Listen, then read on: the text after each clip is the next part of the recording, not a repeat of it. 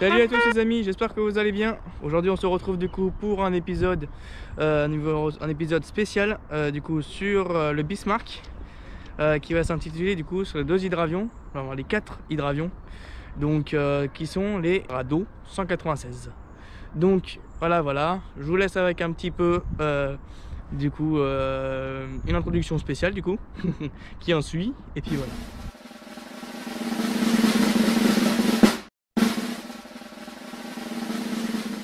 Im Dodekanäs, in einem Einsatzhafen der deutschen Luftwaffe auf dem griechischen Festland.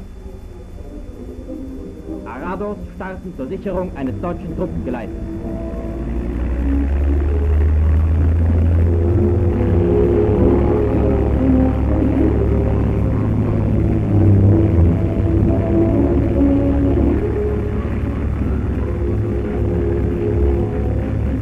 Der Geleitzug.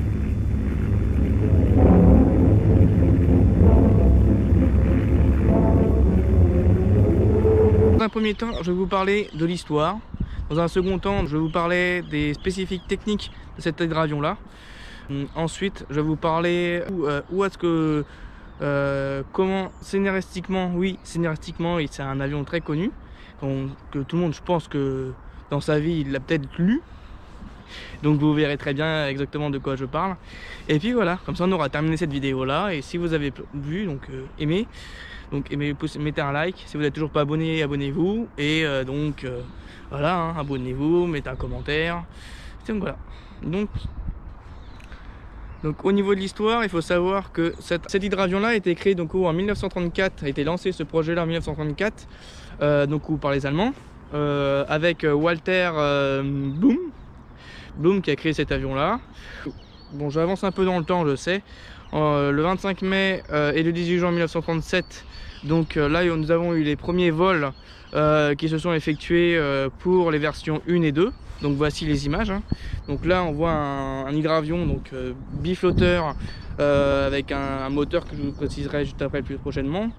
Donc deux versions au niveau des mitraillettes et tout ça, donc je vous en parlerai plus tard. On voyons du coup les trois versions, les 3 et 4 versions qui sont du coup un biflotteur avec un flotteur central comme vous pouvez voir sur l'image juste ici.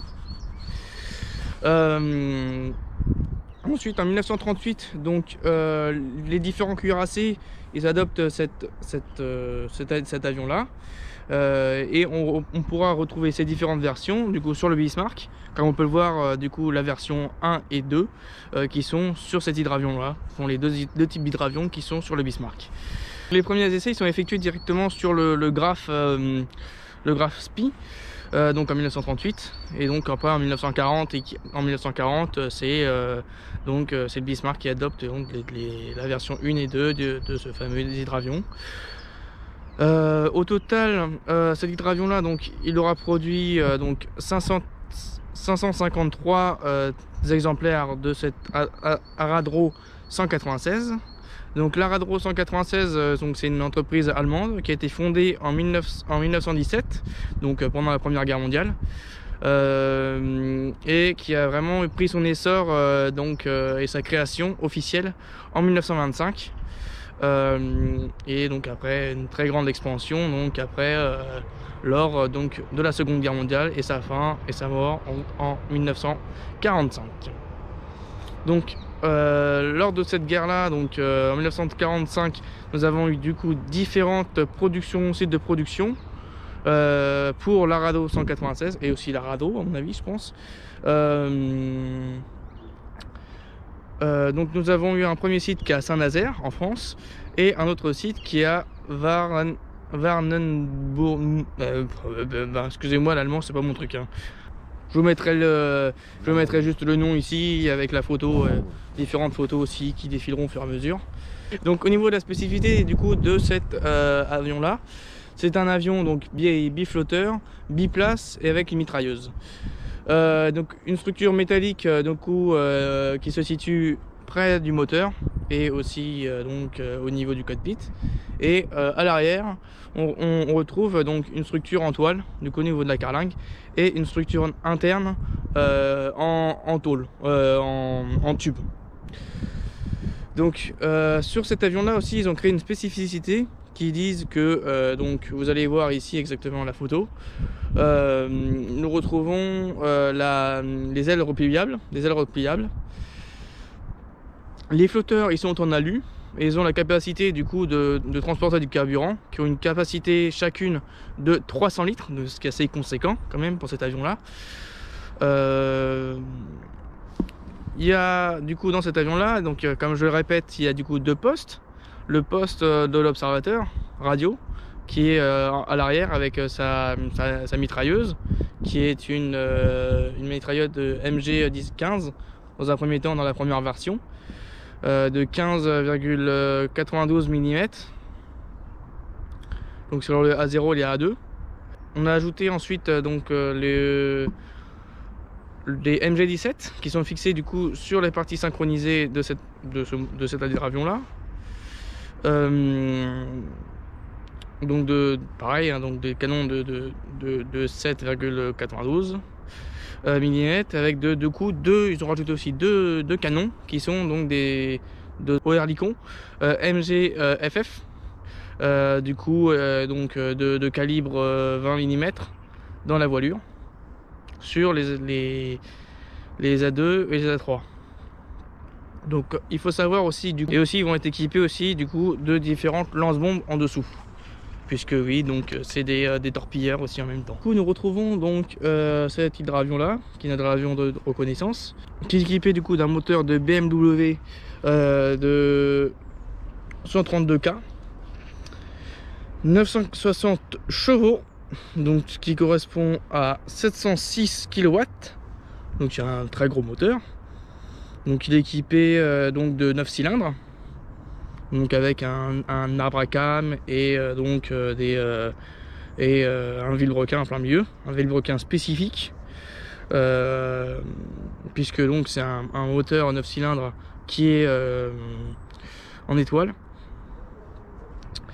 Celui-ci donc il pouvait voler à une vitesse max de 310 km/h, un rayon d'action de 1072 km au niveau donc du plafond où il pouvait aller, donc c'était 7000 mètres d'altitude, 7020 précisément.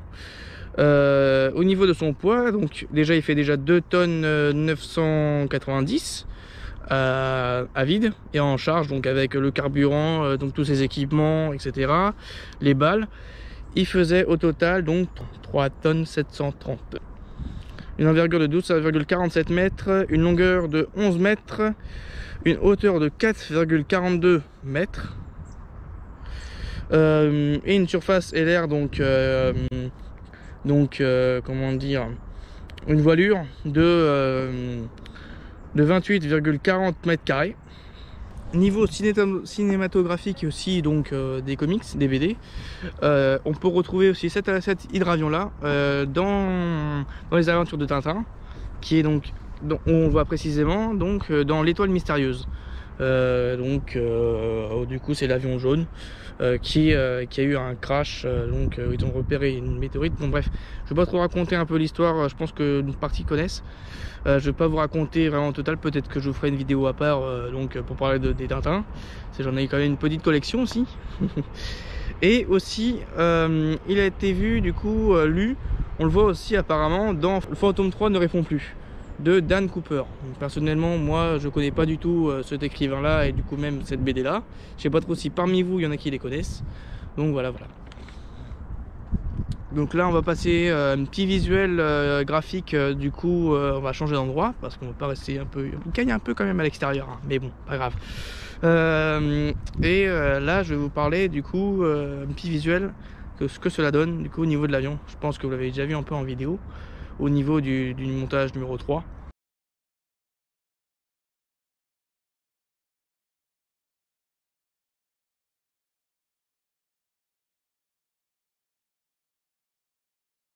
J'espère que cette vidéo vous aura plu. Si cette vidéo vous aura plu et du coup vous avez apporté beaucoup d'informations au niveau de cet hydravion là, moi elle m'a donné énormément d'informations parce qu'il y avait des choses que je ne connaissais pas du tout. Laissez un commentaire, abonnez-vous et mettez un like. Allez, à la prochaine, je vous dis à bientôt.